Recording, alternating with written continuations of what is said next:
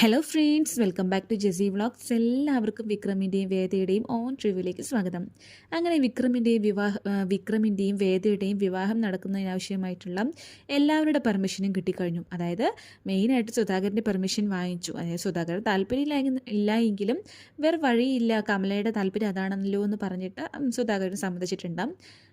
അപ്പോൾ വിക്രമിൻ്റെ അടുത്ത് നമ്മുടെ കമല കാര്യം അവതരിപ്പിക്കുമ്പോൾ വളരെയധികം പ്രശ്നം ഉണ്ടാക്കണം വിക്രം. ഒരിക്കലും സമ്മതിക്കില്ല, ഞാൻ അംഗീകരിക്കില്ല എന്നൊക്കെ പറഞ്ഞിട്ട് വിക്രം വാശി പിടിക്കുന്നുണ്ട്. പക്ഷെ അവൻ്റെ വാശിയും കാര്യങ്ങളൊന്നും മുഖവരയ്ക്ക് എടുക്കുന്നില്ല കമല എങ്ങനെയെങ്കിലും വിവാഹം നടത്തിയേ തീരൂ, എല്ലാവരുടെ മുമ്പിലും വേദ എൻ്റെ മരുമകളായിട്ട് അറിയപ്പെടണം എന്നവൾ അതീവമായിട്ട് ആഗ്രഹിക്കുന്നുണ്ട്. അതുകൊണ്ട് തന്നെ എങ്ങനെയെങ്കിലും ഈ കല്യാണം നടത്താൻ കമല തീരുമാനിച്ചിട്ടുണ്ട്. ശേഷം ഈ കല്യാണത്തിന് വേണ്ടതായ ചിലവുകളുണ്ടല്ലോ, ഒരുപാട് ചിലവുണ്ട്.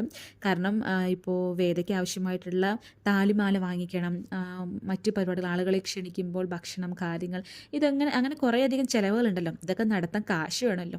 അവിടെയാണെങ്കിൽ 3 മക്കളും മിണ്ടാതിരിക്കുക, ആൺമക്കളും 3 ആളും മിണ്ടാതിരിക്കുമ്പോൾ എന്താ ചെയ്യാം, ആരോടാ കാശ് ചോദിക്കുക എന്നറിയാണ്ട് വളരെയധികം ടെൻഷൻ അടിച്ചിരിക്കുകയാണ് കമല. അപ്പോൾ എന്നിട്ടും കമല 3 മക്കളോടായിട്ട് ചോദിക്കുന്നുണ്ട്. പക്ഷേ ആർക്കും തരാനില്ല. വിക്രമിൻ്റെ കടമയാണിതെങ്കിലും വിക്രം എൻ്റെ കല്യാണത്തിന് ഞാൻ തന്നെ സമ്മതിക്കുന്നില്ല, പിന്നെയാണ് ഞാൻ കാശ് തരുക എന്നുള്ള നിലപാടാണ് വിക്രമിനും. അപ്പം നിങ്ങളുടെ ഒരാളുടെ കാശ് എനിക്ക് ആവശ്യമില്ല എന്ന് പറഞ്ഞിട്ട് വളരെയധികം ദേഷ്യപ്പെടുന്നുണ്ട് കമല. ശേഷം അവർ അകത്തേക്ക് പോയിട്ട് പൊന്നു വാങ്ങിക്കാനും ചിലവുകൾ നടത്താൻ ആവശ്യമായിട്ടുള്ള കാശ് എടുത്തിട്ട് വരികയാണ്. മറ്റൊന്നുമല്ല, കമല കുറേ കാലമായിട്ടും സ്വരൂപിച്ച് വെച്ച അവരുടെ ഒരു പോക്കറ്റ് മണി, അതായത് ഹുണ്ടികയില്ലേ, ഈ ഹുണ്ടികയിൽ കാശ് ഇങ്ങനെ ഇട്ട് വെക്കുക എന്ന ഒരു ക്യാരക്ടറായിരുന്നു കമലയ്ക്ക്.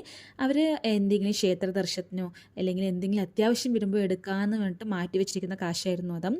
അപ്പോൾ അവൾ ആ ഹുണ്ടിക പുറത്ത് കൊണ്ടുവന്നിട്ട് കാണിക്കുകയാണ്, ഇത് ഞാൻ സ്വരൂപിച്ച് വെച്ച കാശാണ്, ഇത് ഇവൾക്ക് വേണ്ടിയിട്ട് അല്ലെങ്കിൽ വേദമോൾക്ക് ഇതൊക്കെ വാങ്ങിക്കാനും കല്യാണം നടത്താനായിട്ട് ഞാൻ ചിലവാക്കിക്കോളാം എന്ന് പറയുന്നുണ്ട്. പക്ഷേ വേദ പറയേണ്ട, അമ്മേ വേണ്ട, എൻ്റെ അടുത്ത് കാശുണ്ട്, എൻ്റെ അക്കൗണ്ടിൽ കാശുണ്ട്, വേണമെങ്കിൽ ഞാൻ അതെടുത്ത് വാങ്ങിക്കാം, ചിലവുകൾ ചെയ്യാമെന്നൊക്കെ പറയുന്നുണ്ട്.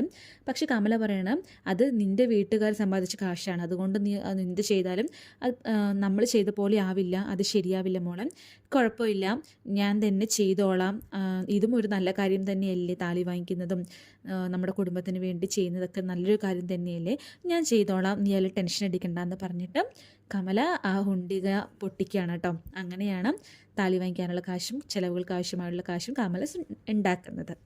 Thank you.